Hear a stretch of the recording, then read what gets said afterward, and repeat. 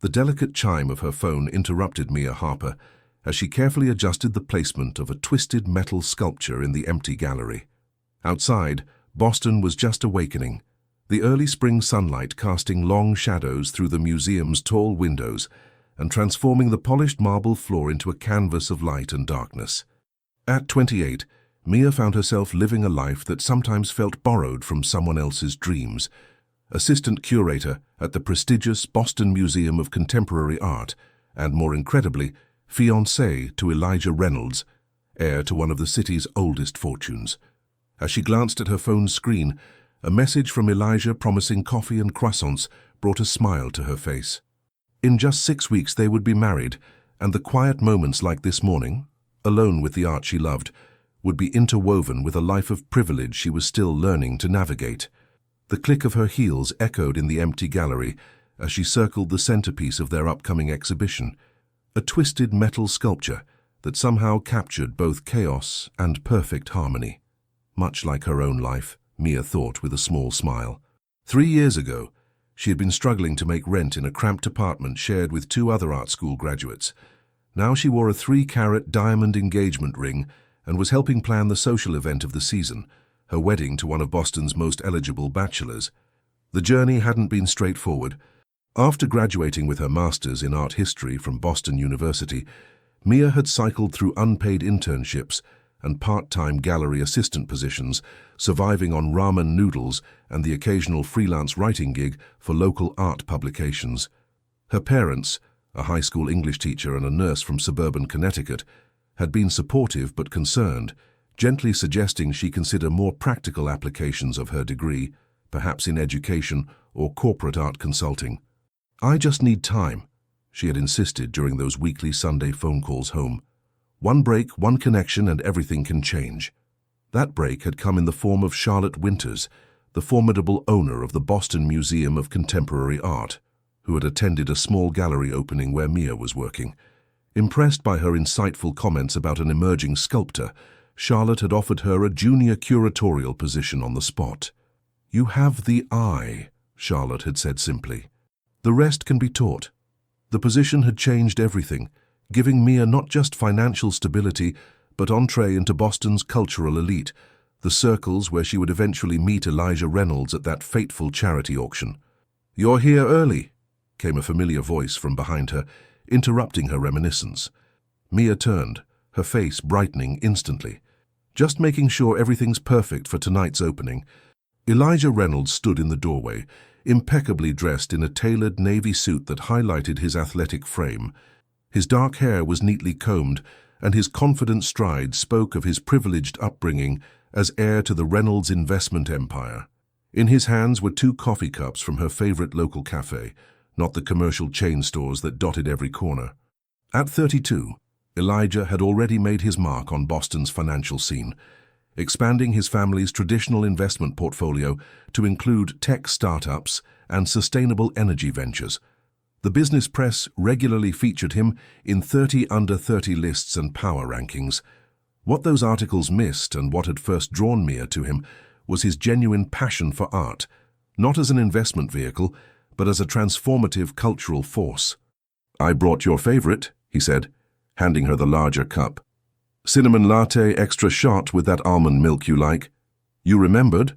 Mia smiled, accepting the warm cup, breathing in the spicy aroma.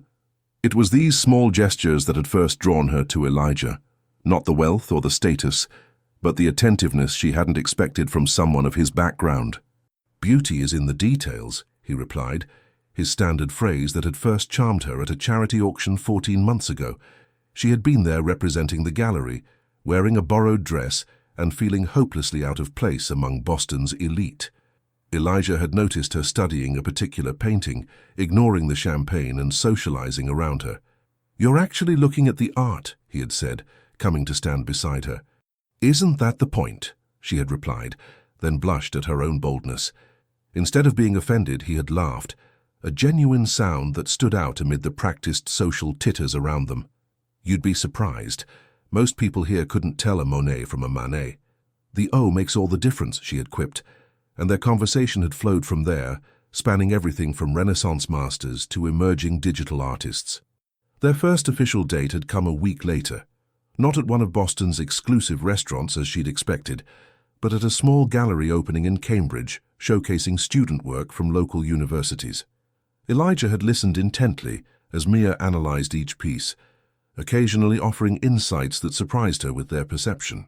How does someone who spends his days looking at market projections and investment portfolios understand compositional theory? She had asked over late-night coffee afterward. The markets are just another canvas, he'd replied, his dark eyes serious. Patterns, relationships, the interplay of elements, not so different from what you study. Now, as Elijah kissed her cheek in the empty gallery, that night felt like the perfect beginning of a storybook romance. Their relationship had been a whirlwind of unexpected moments. Morning coffees on sunlit balconies, sweet notes left on napkins, fresh flowers delivered whenever rain clouds gathered over Boston. Their engagement had come during a simple picnic in the public garden, where winding paths between weeping willows created a sanctuary in the middle of the bustling city. "I don't need grand gestures," he had said, opening a small velvet box containing his grandmother's ring. "Just a lifetime of small ones with you." Mia had said yes without hesitation, tears blurring her vision as he slipped the vintage diamond onto her finger. The weight of it had felt strange at first, not just physically but symbolically. She was joining a dynasty, a family whose name appeared on university buildings and hospital wings throughout Boston. "Are we still on for dinner tonight?" Mia asked, tucking a strand of her chestnut hair behind her ear. "The new chef at Maison Laurent is supposed to be incredible." About that, Elijah checked his watch, a subtle movement that Mia had grown accustomed to. "My father called an emergency meeting with the Tokyo investors. I've booked us for tomorrow instead. That new place on Newbury Street." Mia felt the familiar pang of disappointment but quickly suppressed it. This was the reality of being with someone like Elijah. His world moved at a different pace, governed by market fluctuations and international time zones. "Of course," she nodded, masking her feelings with the practiced grace she'd developed over their relationship. The wedding planner called again about the flowers. "White roses, right? Like the ones from our first date." Elijah's smile was warm, genuine. "Right." She smiled, touched that he remembered. As Elijah departed with a kiss on her cheek, Mia returned to her work, fingers absently tracing the edge of the engagement ring on her left hand, a family heirloom that had belonged to Elijah's grandmother. 6 more weeks until the wedding. 6 weeks until she became Mrs. Reynolds. Throughout the day, as the gallery prepared for the evening's exhibition opening, Mia found herself distracted by wedding details. The guest list had somehow swelled from her envisioned intimate gathering to over 300 people, most of whom she had never met. The Reynolds family had traditions, expectations that couldn't be brushed aside, her future mother-in-law had explained with a tight smile. What had begun as a simple celebration had transformed into a society event, the wedding of the season, according to Boston Magazine, which had somehow obtained details despite their supposed privacy measures. There would be a string quartet for the ceremony, a 12-piece orchestra for the reception. The flowers would be flown in from Ecuador. The cake, designed by a celebrity pastry chef, would feature 5 tiers of different flavors. "It's getting out of hand," Mia had confessed to Charlotte during their weekly curatorial meeting. "I barely recognize my own wedding anymore." "The price of marrying a Reynolds," Charlotte had replied, with the bluntness that characterized their relationship. "You're not just marrying the man, dear, you're marrying the institution." The observation had lingered uncomfortably. Was that true? Had she somehow lost sight of the relationship itself amid the pageantry surrounding it? "Darling, you look miles away," said Charlotte, interrupting her thoughts as they reviewed the final placement of sculptures for the evening's opening. "Pre-wedding jitters." "Just a lot to organize," Mia replied, arranging a display of exhibition catalogues. Charlotte studied her with knowing eyes. At 65, she had navigated Boston's art scene for decades, building her reputation from nothing. She had taken a chance on Mia, fresh out of grad school, recognizing something of herself in the younger woman's determination. "The Reynolds wedding machine is quite something," Charlotte commented. "I still remember when Elijah's cousin married that European countess, front page of the Globe for a week." Mia laughed nervously. "Don't remind me. I'm trying not to think about how many people will be watching me walk down that aisle. Just remember why you're doing it," Charlotte said gently. "When I married Harold, I was so concerned about the flowers and the music that I almost forgot the point was spending my life with the man I loved." "You're right," Mia said, drawing a deep breath. "Sometimes I get caught up in all the details." The gallery opening that evening proved a success, with critics and collectors alike responding enthusiastically to the exhibition Mia had helped curate.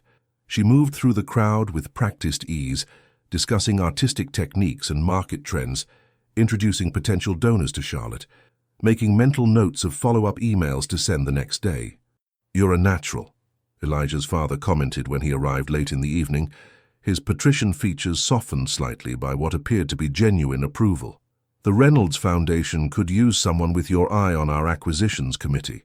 "That's very kind," Mia replied carefully, "but I'm quite happy with my role here at the museum." Of course," he waved a hand dismissively. "Something to consider for the future, perhaps, after you're settled." The comment, well-intentioned as it might have been, left Mia feeling slightly unsettled. What did settled mean in the Reynolds lexicon? After the wedding? After children? After she had properly integrated into their world? That evening, after the successful exhibition opening where Mia had charmed potential donors and art critics alike, she returned to her apartment, the spacious South End flat that Elijah had insisted on paying for when they got engaged. "Consider it an early wedding present," he had said. "You need space to think, to create." The apartment was beautiful, with high ceilings, original moldings, and a small terrace overlooking a tree-lined street. Yet sometimes, in quiet moments like this, Mia felt like a visitor in her own space. The furniture had been selected by an interior designer Elijah had hired as another gift. The artwork, while tasteful, had been chosen to complement the decor rather than reflect her personal aesthetic. As she kicked off her heels and hung up her coat, her phone buzzed with a text message. "Forgot to tell you. My sister Lucy arrives tomorrow from Paris. Can't wait for you two to finally meet. She'll be staying with me until the wedding." Mia stared at her phone, a faint unease settling in her stomach. In their 14 months together, Lucy had remained a mysterious figure. Always abroad, always just missing family gatherings, known only through occasional mentions and a handful of photographs where she posed with Elijah, both bearing the same aristocratic features and confident smiles. "It's about time," Mia murmured to herself, pushing away the strange sense of foreboding as she typed a cheerful reply. She had always wanted to meet the sister Elijah spoke of with such affection. Lucy Reynolds was 3 years younger than her brother, educated at the Sorbonne, and according to Elijah, the true artist in the family. She had chosen to forge her own path in Europe rather than join the family business, a decision that Elijah clearly respected. The few times Mia had asked why she had never met Lucy, Elijah had offered plausible explanations: conflicting schedules, Lucy's busy life as a gallery consultant in Paris, her frequent travels throughout Europe for work. Yet the absence had gradually become conspicuous, especially as she'd met everyone else in Elijah's extended family, down to second cousins and great-aunts. As Mia prepared for bed, she caught her reflection in the bathroom mirror. Sometimes she still felt like an imposter in this life, the girl from a middle-class Connecticut family who had worked multiple jobs through art school, now preparing to join one of Boston's oldest and wealthiest families. Would she ever truly belong in their world of old money and unspoken social codes? Would Lucy see through her carefully constructed facade to the uncertain woman beneath? "Don't be ridiculous," she told her reflection firmly. "Elijah loves you for you, not your pedigree." Yet as she climbed into bed, the unease lingered, a shadow at the edges of her happiness that she couldn't quite banish. The weeks leading up to the wedding passed in a blur of final preparations and increasingly frequent social obligations. Between charity galas, pre-wedding parties, and family dinners, Mia found herself spending less and less time at the gallery, delegating responsibilities to junior curators to accommodate the demands of becoming a Reynolds. For the next few weeks, Mia caught only glimpses of the elusive Lucy, a cancelled lunch here, a missed dinner there, always with legitimate excuses: jet lag, shopping for her maid-of-honor dress, helping Elijah with family business. When they did meet briefly at a Reynolds family dinner, Lucy had been perfectly pleasant, complimenting Mia's work at the gallery, asking thoughtful questions about her background. even bringing a small gift from Paris, a vintage art book Mia had mentioned wanting months ago. "Elijah told me you've been looking for this," Lucy had said, her smile dazzling, her accent slightly European despite being American-born. "I found it in a little shop near Montmartre." "That's incredibly thoughtful," Mia had replied, genuinely touched and slightly confused by her own lingering wariness. Lucy Reynolds was everything her photographs suggested, elegant, cultured, with the same dark hair and striking features as her brother, but softened into feminine beauty. Where Elijah carried himself with the confidence of old money, Lucy moved with artistic grace, her gestures fluid and expressive. She charmed everyone at the table, from Elijah's stern father to his traditionalist mother, expertly navigating family dynamics that Mia still struggled to understand. What Mia couldn't pinpoint was the subtle undercurrent she felt whenever Lucy and Elijah interacted, an intimacy that seemed to transcend normal sibling bonds, inside jokes and half-finished sentences that excluded everyone else at the table. Several times, she caught Lucy watching her with an expression she couldn't quite decipher. Not hostile, but assessing, calculating. "Your sister is wonderful," Mia told Elijah later that night as they drove back to her apartment. "I don't know why we waited so long to meet." "Timing, I suppose," Elijah replied, his eyes fixed on the road. "Lucy keeps her own schedule, always has." There was something in his tone, a tension, perhaps, or a deliberate casualness, that struck Mia as odd. She studied his profile in the dim light of the car, the strong jawline now slightly tense, the fingers gripping the steering wheel with more force than necessary. "She seems very close to your family," Mia ventured. "She is family," Elijah replied shortly, then softened his tone. "Sorry, I'm just tired. Tokyo deal is still giving us headaches." Mia let the subject drop, but the conversation left her with a lingering discomfort she couldn't quite articulate. In the following days, as final wedding preparations accelerated, Mia found herself increasingly busy with both work and wedding details. The venue needed final confirmation on seating arrangements, the caterer had questions about the menu, and Charlotte needed her help with an important new acquisition at the gallery. Despite her busy schedule, Mia couldn't help noticing subtle changes in Elijah. He seemed distracted, checking his phone more frequently than usual, cancelling plans at the last minute with vague explanations about family business. When they were together, he was attentive, affectionate as always, yet somehow distant, as if part of him were elsewhere. "You look exhausted," Elijah commented one evening, 3 weeks before the wedding, as they met for a rare dinner together. "Maybe you should take some time off from the gallery." "I can't just abandon Charlotte right now," Mia protested. "The Zhao exhibition is our biggest show of the year." "You won't need to work after we're married," Elijah said casually, scanning the wine list. "Not unless you want to, of course." Something in his tone made Mia pause. "I love my job, Elijah. I don't plan to give it up." He looked up, surprised by her firmness. "Of course, I just meant you'll have options." The conversation moved on, but the moment lingered in Mia's mind. It was one of several small moments in recent weeks. Comments about where they would live, he assumed his family's Beacon Hill mansion, questions about when they would start a family, sooner rather than later, he hoped, remarks about her charming but impractical focus on emerging artists, rather than established names that would attract serious collectors. Each comment alone seemed innocuous, but together they formed a pattern that increasingly troubled her. Had these expectations always been there, and she'd been too blinded by romance to notice? Or was the approaching wedding bringing out a different side of the man she thought she knew completely? One rainy afternoon, 2 weeks before the wedding, Mia stopped by Elijah's Beacon Hill townhouse unannounced, hoping to surprise him with lunch from their favorite cafe. His assistant, looking flustered, informed her that he was in a meeting, but would be free soon. As Mia waited in the elegant foyer, she heard laughter from the study, Elijah's distinctive chuckle followed by a feminine voice she recognized as Lucy's. The door was slightly ajar, and though she had never considered herself the type to eavesdrop, something compelled her to move closer. "She has no idea, does she?" Lucy was saying, her voice carrying a hint of amusement. "None." Elijah's reply was too low to catch fully. "And after the wedding? What then?" "One step at a time, Luce. You know how these things work." Another laugh from Lucy. Poor little gallery girl, she actually believes. Mia stepped back, her heart pounding. The assistant chose that moment to return, offering her tea while she waited. Shaking her head, Mia mumbled an excuse about a gallery emergency and fled, the paper bag of sandwiches still clutched in her hand.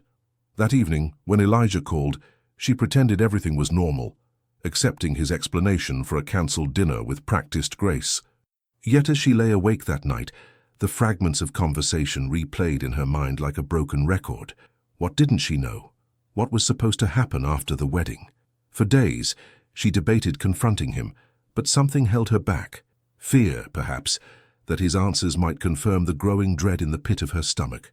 Instead, she threw herself into wedding preparations with renewed vigor, as if perfect centerpieces and precisely worded invitations could somehow fix whatever was fracturing beneath the surface of their relationship. The church bells of St. Mary's Cathedral rang across Boston on a perfect May morning, exactly 1 week before these troubling thoughts would find their resolution. Sunlight streamed through stained glass windows, casting colorful patterns across the polished wooden pews filled with the city's elite. Mia stood in a side room, her simple but elegant white gown flowing around her like water. Her mother adjusted the veil one last time. "You look beautiful, darling," she said, eyes glistening with tears. "I still can't believe my little girl is marrying into the Reynolds family." "Mom," Mia sighed, "I'm marrying Elijah, not his family." Her mother patted her cheek. "Of course, dear, but you have to admit it's quite the fairy tale." Was it a fairy tale, Mia wondered, as her bridesmaids, mostly childhood friends who had seemed increasingly out of place in her new life, fussed with her train. The past few days had been a blur of rehearsal dinners and last-minute changes. Elijah had been distant, distracted, spending more time with his groomsmen and family than with her. She had attributed it to pre-wedding stress, to the major business deal his father had been pushing to close before the ceremony. But now, standing in her wedding gown, minutes from walking down the aisle, Mia felt the disquiet that had been building for weeks crystallize into sharp certainty. Something was wrong. Fundamentally, irrevocably wrong. Mia's father poked his head through the doorway, his expression strained. "The ceremony should have started 20 minutes ago. The groom's party hasn't arrived yet." A cold knot formed in Mia's stomach. She checked her phone, no messages from Elijah. Her bridesmaid called Elijah's best man, who claimed they were on their way. 30 more minutes passed. The murmuring from the church grew louder, more concerned. Mia paced the small room, the elaborate train of her dress dragging behind her. When the door finally opened, it was Elijah who entered, alone, disheveled, his tie askew and eyes red-rimmed. "Elijah! What's happening?" Mia rushed to him, relief washing over her, quickly replaced by concern. He couldn't meet her eyes. "I can't do this, Mia." The world seemed to stop spinning. "What do you mean?" "I'm so sorry." His voice cracked. "I never meant for this to happen." "For what to happen?" Her voice was barely a whisper now. "Lucy and I—" He swallowed hard. "When she arrived from Paris, something happened between us. Something I can't explain. I've tried to fight it, to honor my commitment to you, but—" Mia stepped back as though she'd been struck. "Your sister? You're leaving me for your sister?" Elijah's eyes widened. "No, God, no. Lucy isn't. She's not actually my sister." The room seemed to tilt around Mia. "What?" Elijah ran a hand through his hair, further disheveling it. "Lucy is my adoptive cousin.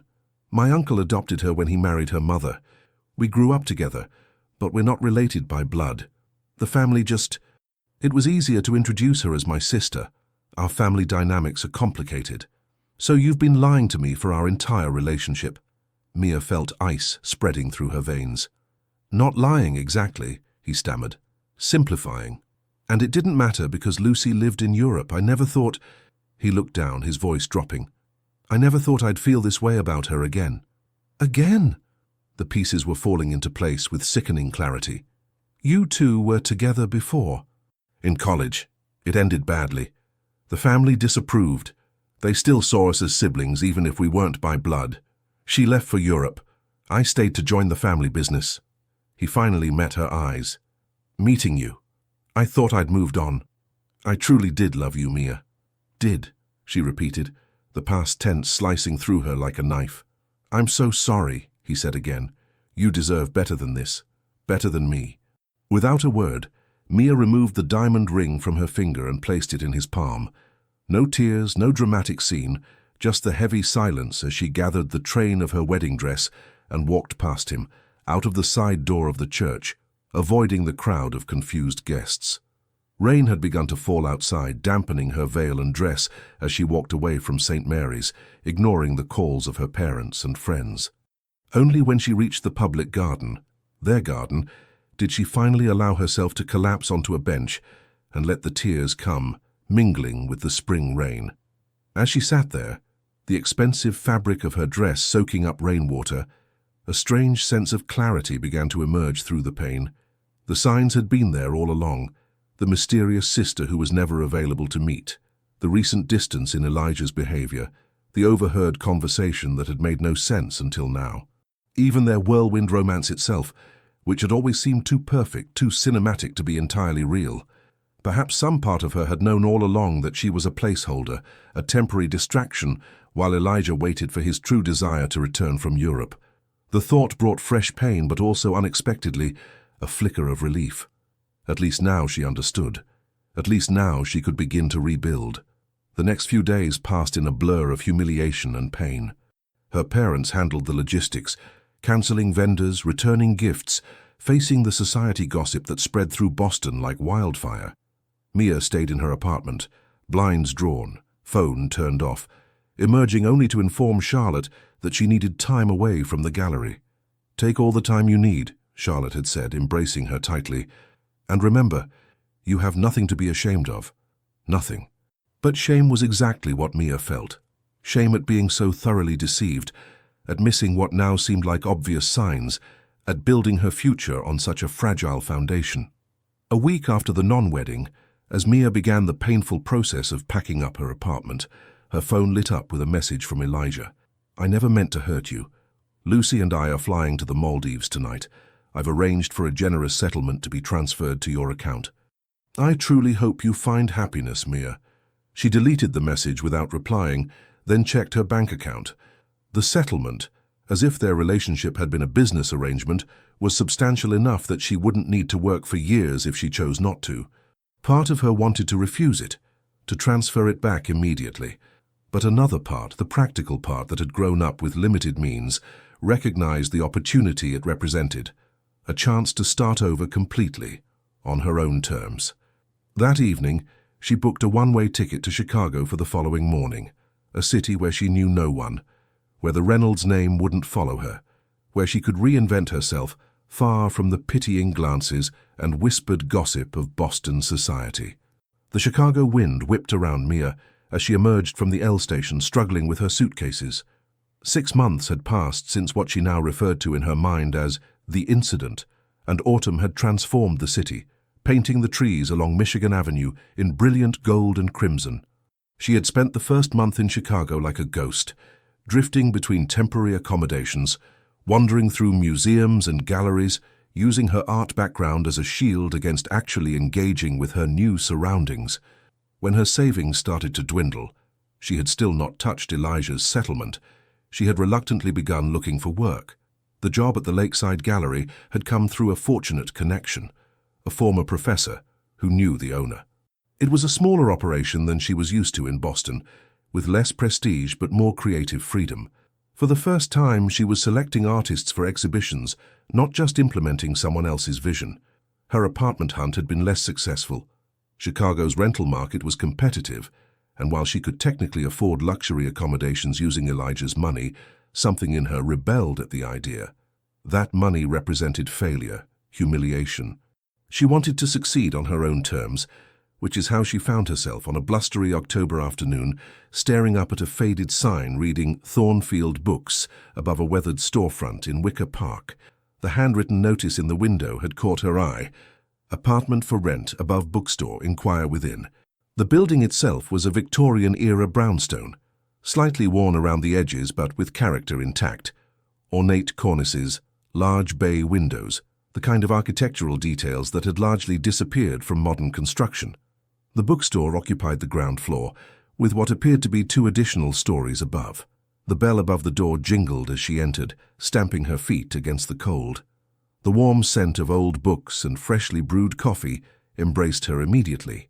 Unlike the sterile chain bookstores downtown, Thornfield Books was a maze of wooden shelves reaching to the ceiling, overstuffed chairs tucked into corners, and rolling ladders that allowed access to the highest shelves. A record player in one corner softly played what sounded like vintage jazz. "Be right with you," called a male voice from somewhere among the stacks.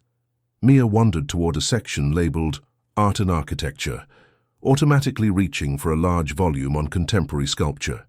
As she flipped through the pages, she found small handwritten notes tucked between certain pages, not defacing the book, but adding context, recommendations for similar works, even the occasional thoughtful question. A note beside a Calder mobile read, "Compare the movement here to Tingley's kinetic sculptures. Does mechanical motion create the same poetic effect as natural air currents?" Another, beside a Richard Serra installation, "Scale transforms material. What appears imposing in steel would seem merely decorative in bronze. Consider how size influences our perception of substance." These weren't the annotations of a casual reader, but someone who engaged deeply with the material, who saw connections between artists and movements, who asked the kinds of questions Mia herself might pose in a curatorial essay. "Find something interesting?" The voice was closer now, and Mia turned to find herself facing a tall man with rumpled dark hair and glasses perched on top of his head. He wore a faded flannel shirt with the sleeves rolled up, revealing forearms marked with what appeared to be ink stains. "I'm actually here about the apartment," Mia said, closing the book. "But yes, your collection is impressive, and your annotations." A flicker of surprise crossed his face. "You noticed those, huh? Most people think I'm defacing valuable books." "On the contrary," Mia replied. "They add another layer of dialogue with the work. Art is meant to be engaged with, not just preserved behind glass." He smiled, a crooked, genuine expression that transformed his serious face. "Noah Campbell," he said, extending a hand that indeed bore the marks of ink and what looked like bookbinding glue. "Owner, bookseller, and apparently now landlord. Mia Harper." She hesitated, still unaccustomed to introducing herself without the attachment to the gallery, or, before that, to Elijah. "I just moved to Chicago. I work at Lakeside Gallery, the new place over on Division. Charlotte took me on a tour last month. Nice space." Noah tilted his head slightly, studying her with curious eyes that reminded Mia of amber in sunlight. "The apartment's upstairs. Nothing fancy, but it's got character. Want to see it?" The apartment, accessible through a separate entrance at the side of the building, was indeed full of character: slanted floors, windows that stuck, plumbing that groaned. But it also had high ceilings, huge windows that flooded the space with natural light, and built-in bookshelves along one entire wall. "The previous tenant was an architecture student," Noah explained as they toured the space. "She built those shelves, said the place needed more storage." The main room was larger than Mia had expected, with a bay window that created a natural reading nook. The kitchen was small but functional, with vintage-looking appliances that Noah assured her worked perfectly despite their age. The bathroom featured an old clawfoot tub that had been retrofitted with a shower attachment. What struck Mia most, however, was the feeling of the space, lived in, authentic, with none of the sterile perfection of her Boston apartment. There were nicks in the hardwood floors, slight unevenness in the plastered walls, idiosyncrasies that spoke of history and human habitation. "It's perfect," Mia said, surprising herself with the certainty in her voice. After months of temporary places, this quirky apartment felt like somewhere she could actually breathe. "Don't you want to know the rent first?" Noah asked, amusement flickering across his face. The rent, as it turned out, was remarkably reasonable, suspiciously so for the trendy neighborhood. "What's the catch?" Mia asked as they returned to the bookstore. "Why so cheap?" Noah shrugged, replacing a book on a shelf with careful precision. "Building's old, winters are drafty, and I prefer having a tenant I can get along with rather than maximizing profit. The bookstore does well enough. And you can tell you'll get along with me from a 15-minute conversation." Mia raised an eyebrow. "You handled that first edition Rothko monograph like it was precious. That tells me enough." He smiled, that same lopsided, genuine expression that reached his eyes. "Plus, Charlotte vouched for you when you mentioned Lakeside. We have a reading group that meets there sometimes." As they discussed lease terms, Mia learned more about Noah and the bookstore. He had inherited the building from his uncle 5 years earlier, a retired English professor who had started the bookstore as a retirement project. Under Noah's stewardship, Thornfield Books had evolved from a dusty used bookshop into a neighborhood institution, hosting reading groups, author events, and literary salons. "My uncle named it after Jane Eyre," Noah explained when Mia asked about the name. "Said every good bookstore should reference a classic. Fitting for a place with so many secrets and hidden corners," Mia observed, thinking of the Gothic mansion from Bronte's novel. Noah looked at her with renewed interest. "Exactly. Most people miss the reference entirely." 2 weeks later, Mia had moved into the apartment above Thornfield Books. The transition was smoother than she expected. The physical distance from Boston seemed to create emotional distance as well. She threw herself into her work at the gallery, slowly making the connections necessary to succeed in Chicago's tight-knit art world. Living above the bookstore brought unexpected rhythms to her life. She grew accustomed to the sound of the bell jingling throughout the day, to the murmur of literary discussions from the reading groups that gathered several evenings a week, to the gentle creak of the building settling at night. Noah proved to be an unobtrusive but surprisingly attentive landlord. When her heating faltered during the first cold snap, he appeared within minutes of her text, tools in hand. When she mentioned an interest in local artists, a stack of gallery catalogues appeared outside her door the next morning. There was something both comforting and slightly disorienting about his thoughtfulness, so different from Elijah's grand gestures. Where Elijah had sent massive floral arrangements to her office, Noah left a single perfect autumn leaf pressed between the pages of a book about Chicago architecture. Where Elijah had made reservations at exclusive restaurants months in advance, Noah casually mentioned neighborhood cafes with "the best tamales you'll ever taste," or "coffee that will change your life." The first time she actually entered the bookstore as a customer rather than a tenant was nearly a month after moving in. A particularly stressful day at the gallery had left her craving comfort, and the thought of browsing books seemed more appealing than returning to her still sparse apartment. The bell jingled as she entered, and Noah looked up from the counter where he appeared to be meticulously repairing the spine of an ancient-looking volume. "The elusive upstairs neighbor appears," he said with that now familiar crooked smile. "I was beginning to think you were avoiding us." "Not avoiding," Mia replied, unwinding her scarf. "Just busy. The gallery has a major exhibition opening next week. The Chinese contemporary artists? I saw the banners downtown." He set aside his work. "Tea? I just made a pot of chai. Perfect for days like this." Before she could answer, he was already reaching for a ceramic mug, not the disposable cups of chain cafes, but substantial pottery with a deep blue glaze. "How did you know I like chai?" Mia asked, accepting the steaming mug gratefully. "Lucky guess," Noah said, though something in his expression suggested otherwise. "You strike me as someone who appreciates complexity over straightforward sweetness." The observation, casual as it was, caught Mia off guard. When was the last time someone had actually tried to understand her preferences rather than simply imposing their own? Elijah had always ordered for her at restaurants, chosen wines he claimed paired perfectly with each course, selected clothes he thought would flatter her. "Thank you," she said simply, taking a sip of the perfectly spiced tea. That evening marked a turning point. Mia found herself returning to the bookstore regularly, sometimes to browse, sometimes to join the reading groups that Noah hosted, sometimes simply to sit in one of the comfortable chairs with a book and a mug of chai. Noah, she discovered, was 34, had inherited the bookstore from his uncle 5 years earlier, and had transformed it from a failing business into a neighborhood institution.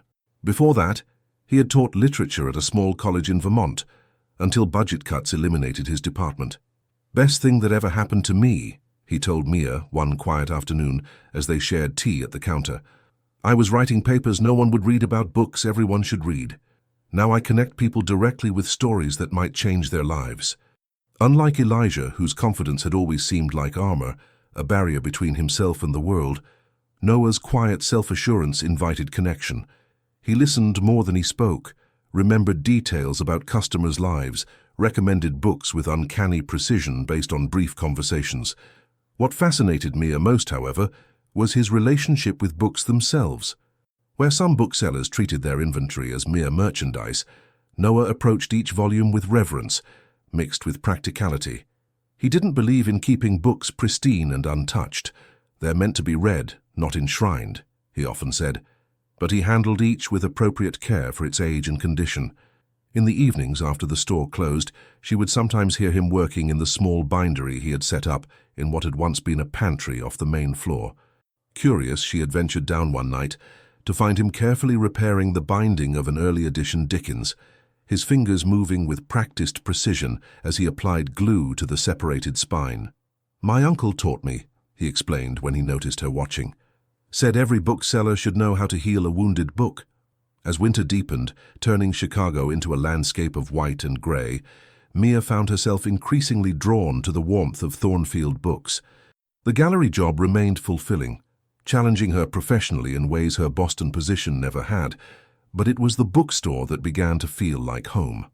Noah introduced her to his small circle of friends: Emma, his assistant manager with a dry wit and encyclopedic knowledge of mystery novels; Marcus, a jazz musician who sometimes played at the store's evening events; Layla, a local chef who supplied the store's small cafe with pastries and often joined their impromptu dinners.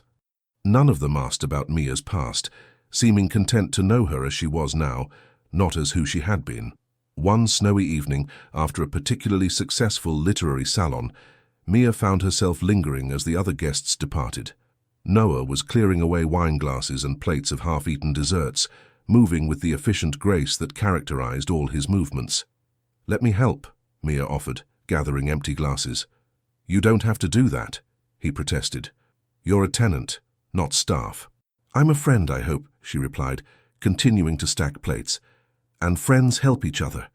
Noah looked at her for a long moment, his expression unreadable in the dimmed lighting.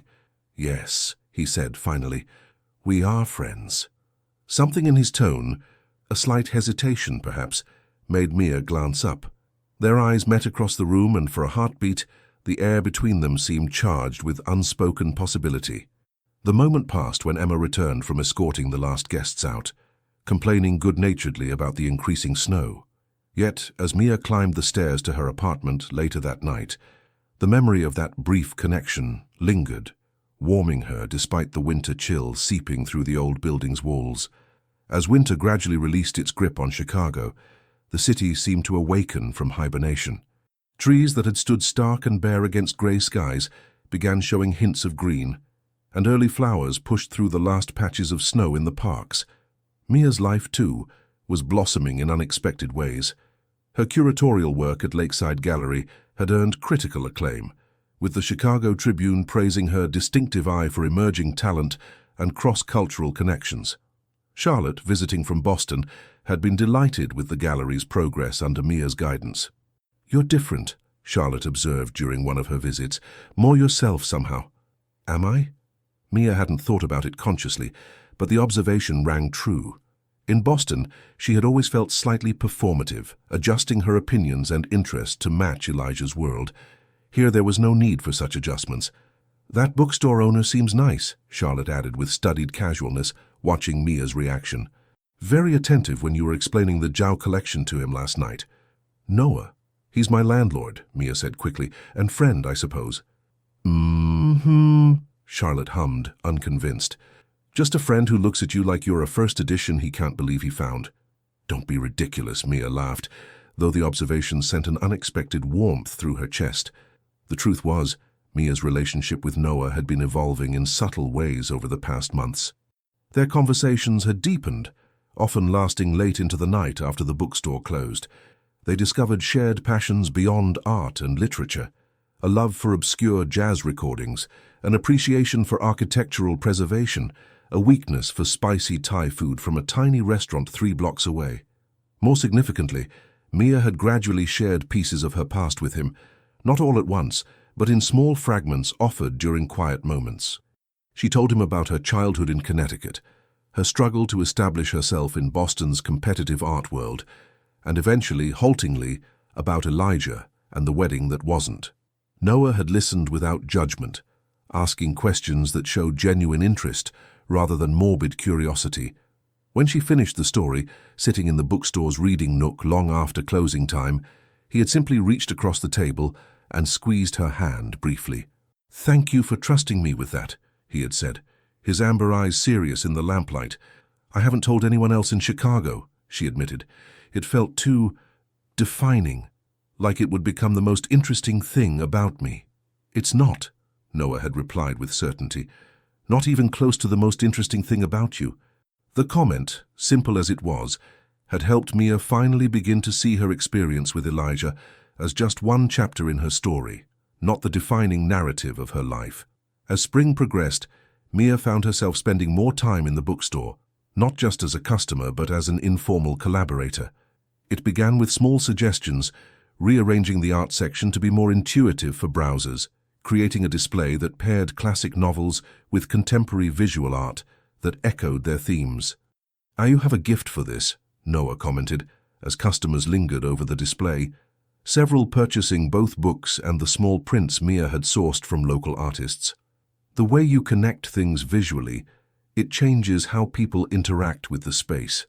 Encouraged by his enthusiasm, Mia began thinking more ambitiously about the potential intersection of their professional worlds. The bookstore's second floor, currently used mainly for storage, had large windows and excellent natural light, perfect for a small gallery space. "What if," she suggested one evening as they closed up the shop, "we created a rotating exhibition area upstairs?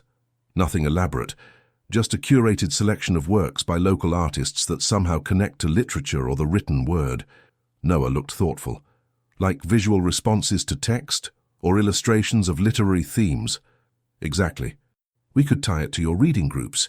If you're discussing Fitzgerald one month, we could feature art inspired by the 1920s or exploring themes of wealth and illusion." "I like it," Noah said, his eyes lighting up with excitement. "The business side of me notes that it might bring in customers who wouldn't normally visit a bookstore, and the book lover in me loves the idea of creating these interdisciplinary connections." Over the following weeks, they worked together to transform the second floor. Noah cleared out the storage, refinished the original hardwood floors, and installed track lighting that would highlight the artwork without damaging it. Mia reached out to artists she had connected with through the gallery, focusing on those who worked in smaller formats suitable for the intimate space. Their collaboration revealed new dimensions of Noah to Mia. She had already known he was intelligent and thoughtful, but she discovered he was also remarkably resourceful, able to solve problems with creative efficiency.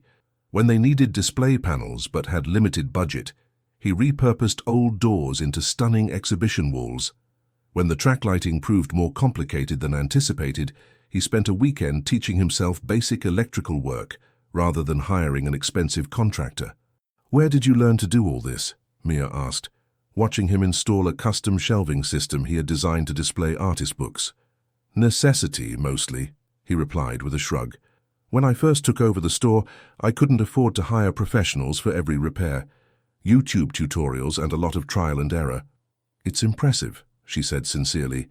Elijah wouldn't have known which end of a hammer to hold. The mention of her ex-fiancé's name slipped out naturally, without the usual accompanying pang of hurt or embarrassment. Noah noticed it too, glancing at her with quiet approval before returning to his work. The inaugural exhibition in the newly christened Thornfield Gallery opened in late April, featuring works inspired by classic poetry, visual interpretations of Whitman, Dickinson, Hughes, and other American poets. The opening night drew an eclectic crowd, regular bookstore customers curious about the new space, artists and gallery goers from Mia's professional circle, and literature professors from nearby universities. "This is magical," Emma commented, watching the diverse groups intermingle, discussions of brushwork and meter flowing seamlessly together. "You two have created something special here." The "you two" didn't escape Mia's notice, nor the knowing look that accompanied it. Increasingly, she and Noah were viewed as a unit by those around them, their collaborative partnership assumed to extend beyond the professional. Yet neither had taken the step to acknowledge the growing attraction between them. That changed on a rainy Tuesday afternoon in early May, when Noah helped Mia carry a newly acquired painting up to her apartment. The piece, a modern work with layers of texture and subtle color shifts by a young artist Mia had discovered, was too large to navigate up the narrow staircase alone. After carefully placing it against her living room wall, Noah stepped back to study it, his head tilted in that characteristic way that indicated deep consideration. "The way she builds those layers," he observed, "it's almost like reading a palimpsest. You can see traces of earlier thoughts beneath the final expression." The observation was so insightful, so perfectly aligned with what had drawn Mia to the piece in the first place, that she found herself moving toward him without conscious decision. Their eyes met briefly before she leaned forward and pressed her lips to his, a kiss that began as impulsive but quickly deepened into something more significant. "I've been waiting to do that for months," she admitted, when they finally pulled apart, slightly breathless. "I've been waiting for you to do that for months," he replied, his amber eyes crinkling at the corners. They didn't rush.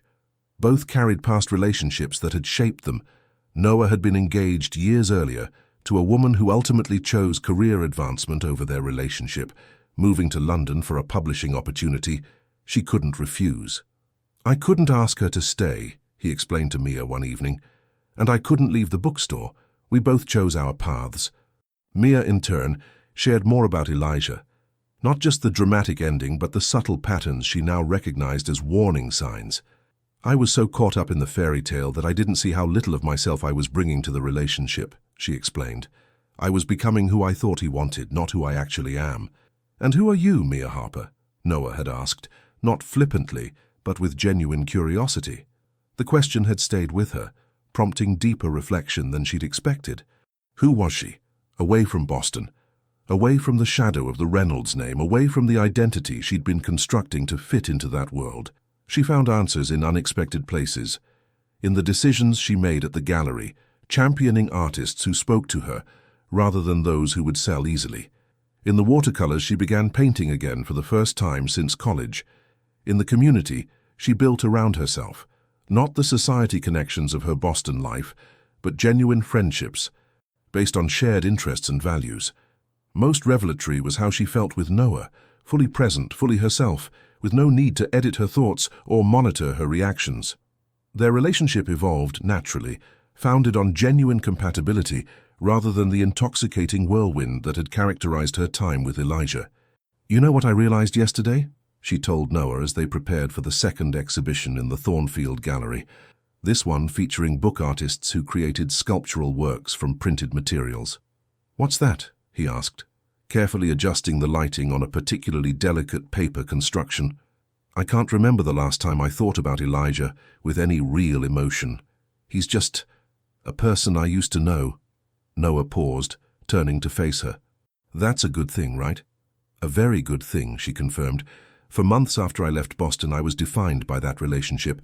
Even in my own mind, I was the woman who was left at the altar, the cautionary tale. Now I'm just me, with a whole life that has nothing to do with him." Noah crossed the room to her, taking her hands in his. "You were never just a cautionary tale, Mia, not to anyone who really knew you."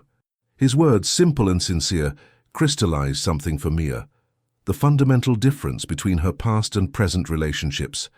Elijah had been drawn to the narrative of her, the story they created together.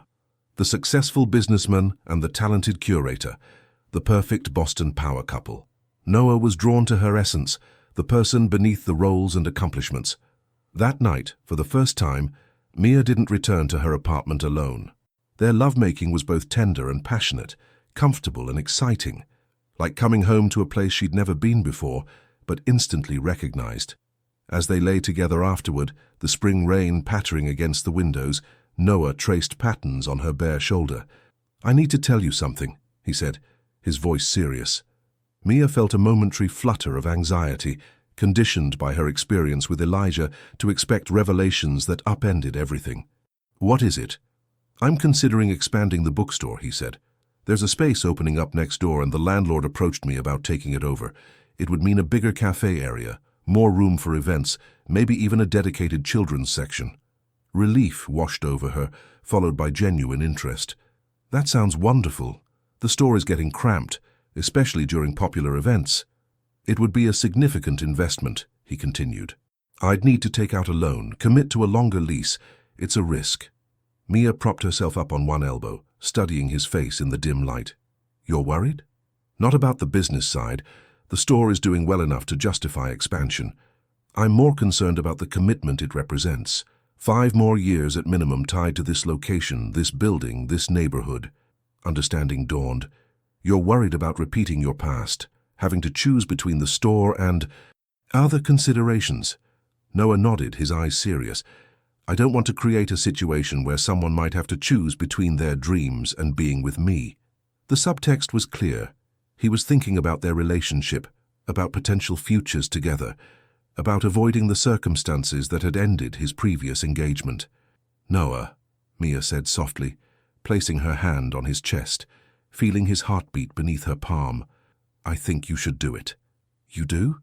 Yes. Because unlike your ex, I don't see your commitment to this place as separate from who you are. The bookstore isn't just your business. It's an expression of your values, your vision of what a community space can be.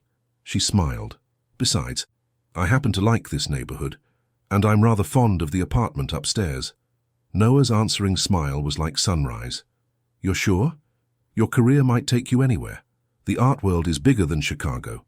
The art world is everywhere, Mia countered, including right here in our gallery. I don't need Boston or New York to do meaningful work. Our gallery, Noah repeated, catching the pronoun. Well, it is, isn't it? Half the artists I've brought in are now regular bookstore customers. Your reading group members are buying art. The boundaries are getting delightfully blurry. Noah pulled her close, kissing her deeply. I like blurry boundaries with you. As spring blossomed into early summer, so did their relationship. Noah proceeded with the expansion plans, working with architects and contractors to design a space that would enhance the bookstore's character while adding functionality. Mia divided her time between Lakeside Gallery and their increasingly successful upstairs exhibition space, developing a reputation for thoughtful curation that bridged literary and visual arts. On a crisp autumn day, when golden leaves danced along Chicago's sidewalks, a cream envelope arrived in Mia's mailbox. The expensive paper and elegant calligraphy were unmistakable even before she saw the return address. Inside was an invitation. Mr. and Mrs. Reynolds request the honor of your presence at the wedding of their son, Elijah Reynolds, to Lucy Sinclair. Mia stared at her sister's name beside Elijah's, feeling not the sharp pain she'd expected, but a curious emptiness, like examining an old photograph of strangers. The wedding was scheduled for the following month, at the same church where she had been left waiting. Anything interesting? Noah asked, entering her apartment with a tray of homemade pumpkin muffins. In recent months, they had fallen into a comfortable routine of shared meals and quiet evenings. His apartment across town used less and less frequently. Mia handed him the invitation wordlessly. Noah studied it, his expression darkening. Are you going to go? No. The answer came easily, surprising her with its certainty. That chapter is closed. Are you sure? It might give you closure to... I already have closure. Mia took the invitation and placed it in a drawer. They're exactly where they belong, with each other. And for the first time, I'm exactly where I belong too. Noah set the muffins down and took her hands in his. And where is that? Here, she said simply. With you. With the bookstore and the gallery, and this life we've been building. I don't need to witness their wedding to move on. I already have. Noah's smile reached his eyes, crinkling the corners in the way that had become so dear to her. I was hoping you'd say that. That evening, they celebrated the opening of a small art exhibition Mia had curated in the newly renovated second floor of Noah's bookstore. What had begun as a casual suggestion, the upstairs space gets great natural light, had evolved into a partnership that merged Noah's literary world with Mia's artistic one. The exhibition, titled Narrative Fragments, featured works by local artists inspired by literary themes. It perfectly encapsulated what they had created together, not just a romantic relationship, but a genuine merging of their passions and strengths. As local artists and book lovers mingled among paintings and sculptures, Noah pulled Mia aside to a quiet corner where a single painting hung, a watercolor of the Boston Public Garden where she'd once picnicked with Elijah. I found this in your portfolio, Noah said softly. You never showed it in the collection. Mia studied the painting, the winding paths, the weeping willows, the bench where she'd sat crying in her wedding dress. She had painted it months ago, during a weekend when Noah was visiting his parents in Michigan. I wasn't ready to share it, she admitted. It felt too personal.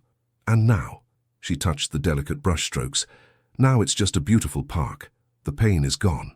Noah reached into his pocket and withdrew a small, worn book, a first edition of Emily Dickinson's poems. I've been saving this for the right moment. Mia opened it carefully to find a pressed autumn leaf marking a page, and beneath it, a simple ring with a small amber stone. It's not a diamond, Noah said, suddenly nervous in a way she rarely saw him. It's amber with an intact fossilized leaf, over 40 million years old, the stone that preserves stories. Tears filled Mia's eyes as she looked from the ring to Noah. I'm not asking you to forget your past, he continued, his voice steady despite his evident nervousness. It's part of your story, but I'm hoping you might want to write the next chapters with me. Noah Campbell, Mia whispered. Are you proposing to me in a bookstore surrounded by art with a 40-million-year-old leaf? He nodded, a smile breaking across his face. Is that okay? It's not a yacht in the Mediterranean or a hot air balloon over vineyards. It's just us. It's perfect, Mia said, slipping the ring onto her finger. The amber caught the gallery lights, glowing with inner warmth. Completely, absolutely perfect. Instead of a huge society wedding, they married 6 months later in the bookstore, transformed for the occasion with twinkle lights woven through bookshelves and flowers, arranged in vintage hardcovers with their pages carved into vases. Charlotte flew in from Boston to be Mia's matron of honor. Emma served as Noah's best woman. The ceremony was officiated by a regular bookstore customer who happened to be a judge. I've conducted hundreds of weddings, the judge commented during the rehearsal, but never one where the couple met over rare books and art. Technically, we met over an apartment listing, Mia corrected with a smile. Details, Noah winked. Very important details. The wedding itself was intimate but joyful. 60 guests instead of the 300 who would have attended her Boston ceremony. Mia wore a simple dress of ivory silk, with no train to manage and no veil to obscure her face. Noah waited for her not at the end of a long aisle, but in the center of the bookstore's main room, surrounded by the books and art that had brought them together. Their vows were personal, drawn from favorite literary passages interwoven with their own promises. Noah spoke of patience and partnership, of creating a life as carefully crafted as a well-bound book. Mia spoke of authenticity and growth, of the courage to begin new chapters even after difficult endings. You don't complete me, she said, holding his hands as their friends and family formed a circle around them. You expand me. You make me more myself, not less. There were tears and laughter, champagne in mismatched vintage glasses, dancing between bookshelves to Marcus's jazz quartet. Mia's parents, initially disappointed by her departure from Boston and the collapse of her advantageous match with Elijah, finally seemed to understand as they watched her with Noah. Their daughter was happier than they had ever seen her. He looks at you like you're a masterpiece, her father commented during their dance together, nodding toward Noah, who was chatting animatedly with Layla about a new recipe.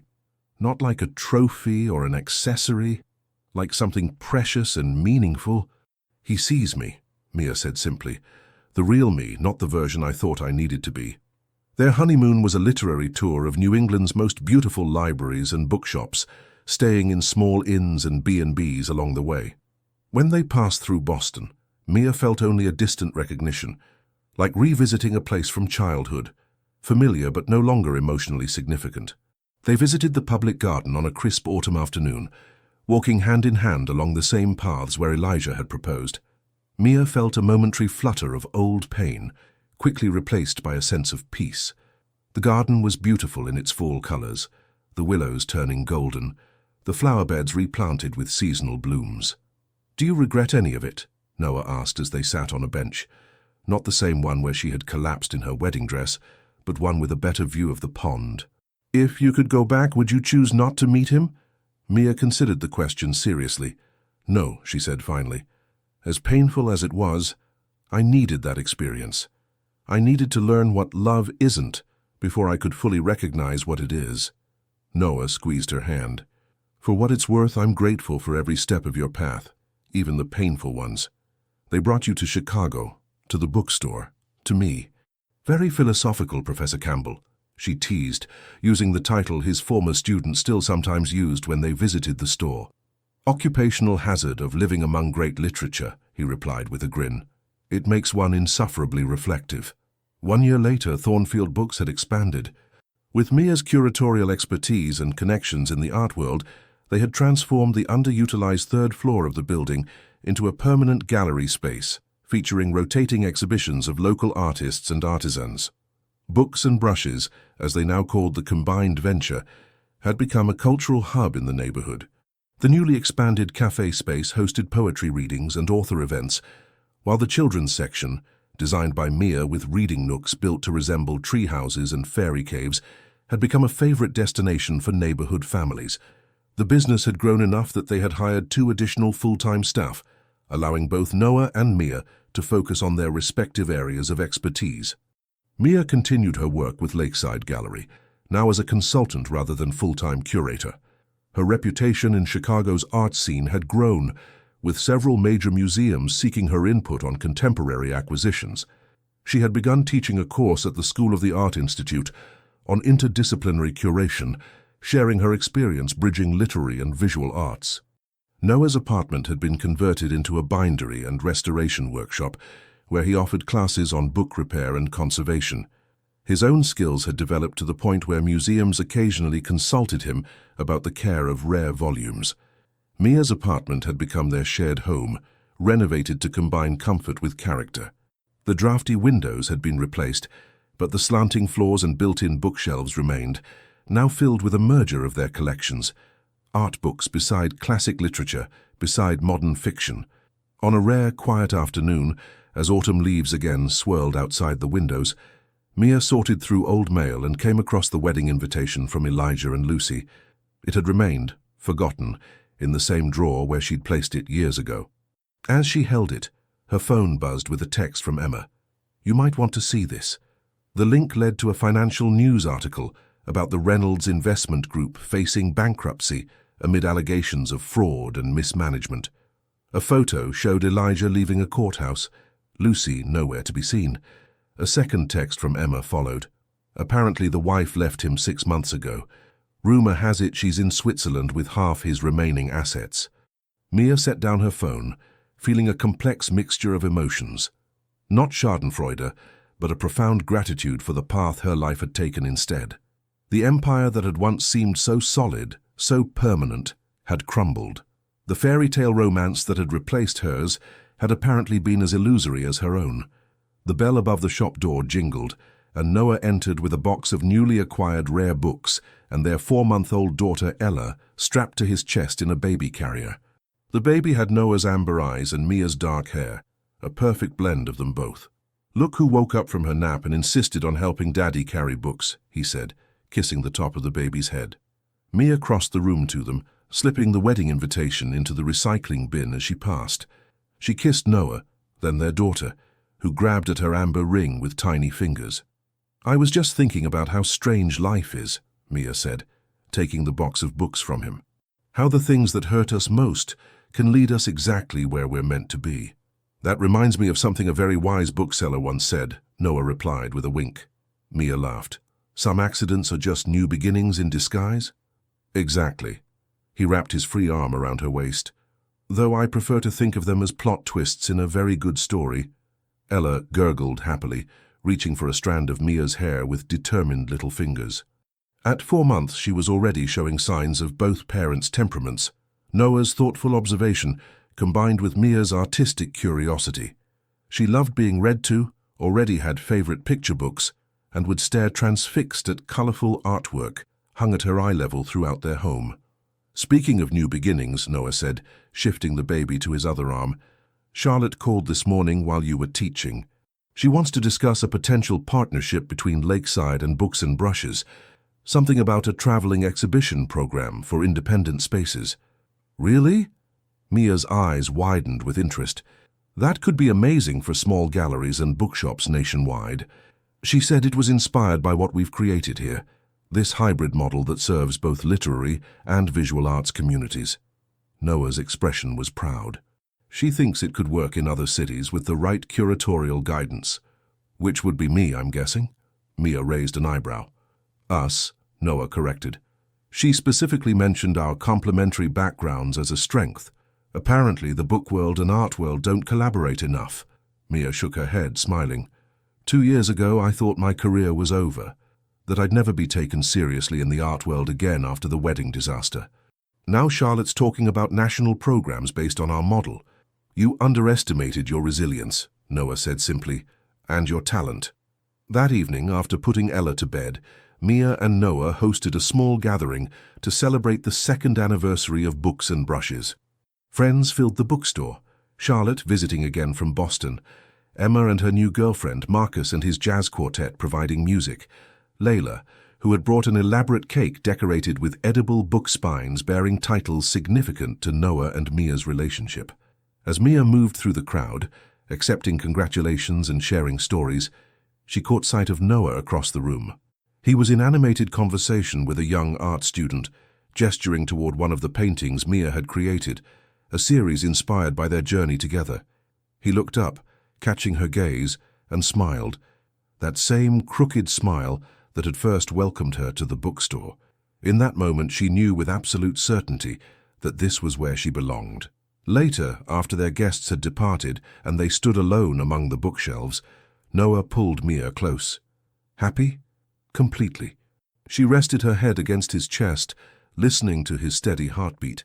You know, for years I thought happiness meant achievement, the right job, the right relationship, the right address, but it's not achievement at all. What is it then? Noah asked, stroking her hair. Alignment, Mia said thoughtfully.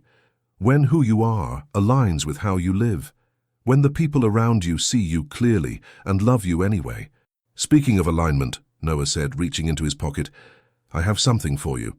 He handed her a small package wrapped in craft paper and tied with twine, his signature style used for special books in the store. Inside was a first-edition copy of Jane Eyre, the novel that had given Thornfield Books its name. Open it, he urged gently. Inside the front cover, he had written an inscription, To Mia, my heart's curator, for our next chapter, and all the chapters to come. All my love, Noah. It's perfect, she whispered, tracing the words with her fingertip. The next morning, Mia woke early, slipping out of bed without disturbing Noah. She made her way to the small studio they had created in what had once been a storage closet, a tiny space but flooded with morning light that made it perfect for her rekindled painting practice. On the easel was her current work in progress, a series of interconnected panels depicting their story, from the Boston Public Garden to Thornfield Books to their wedding to Ella's birth. Not literal illustrations, but emotional landscapes rendered in watercolor and mixed media, capturing the essence of each transition. As she picked up her brush, Mia thought about the invitation she had discarded the day before and the news of Elijah's downfall. There had been a time when such information would have defined her day, perhaps even her week, either through vindictive satisfaction or renewed pain. Now it was merely a footnote, interesting but ultimately irrelevant to the life she had created. Outside the window, Chicago was awakening. The sounds of early traffic, a neighbor walking a dog, the first customers arriving at the cafe downstairs. Soon, Noah would wake, check on Ella, start the coffee. Their day would unfold with its familiar rhythms, customers to assist, art to discuss, a daughter to nurture, moments of connection amid the busy patterns of work and home. It wasn't the life she had once envisioned for herself, the society wife, the curator of a prestigious Boston gallery, moving in elite circles and attending glamorous events. It was something far more substantial, a life built on authentic passion, mutual respect, and genuine community. As she added a wash of color to her canvas, Mia smiled at the thought of Elijah's favorite phrase, "Beauty is in the details." He had been right, though not in the way he intended. The true beauty of life wasn't in grand gestures or perfect appearances, but in the accumulation of small, genuine moments.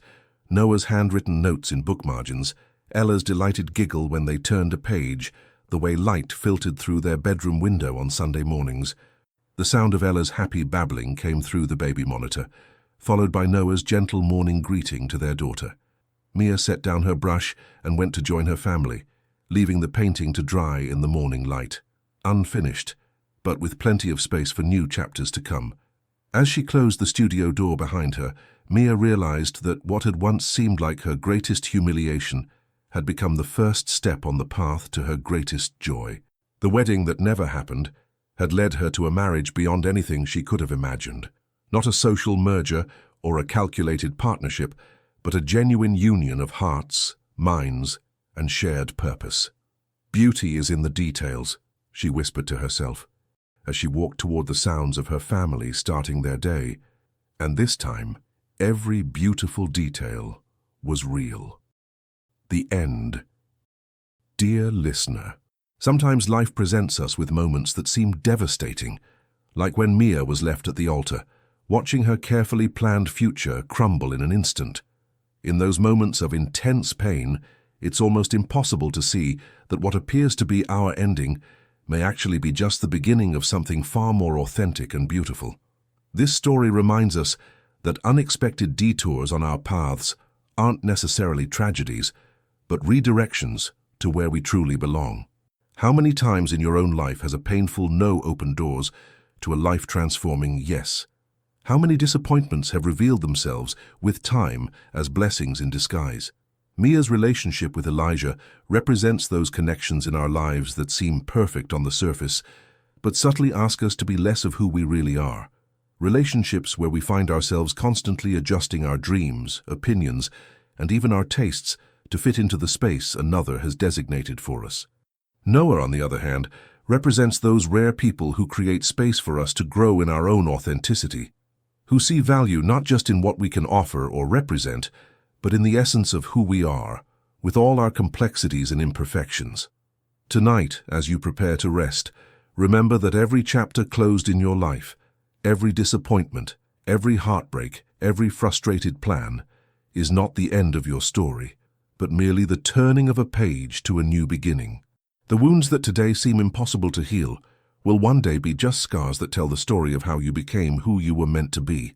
You are exactly where you need to be right now, collecting experiences, lessons, and connections that will form the mosaic of your purpose. And just as Mia found the strength to rebuild her life in a new city, you too carry within you a resilience perhaps not yet fully discovered.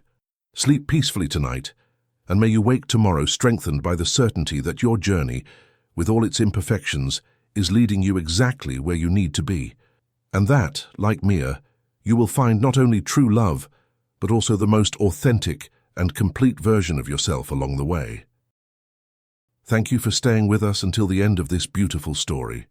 If it touched your heart, we kindly invite you to like, comment, and share this video. It helps our channel grow and motivates us from the bottom of our hearts to keep creating more stories full of love, redemption, and moving twists. Don't forget to subscribe to our channel so you never miss a tale that warms your soul. And remember, at the very end of this video, you'll see a suggestion for another emotional story from our channel. Click it and be surprised by another unforgettable journey.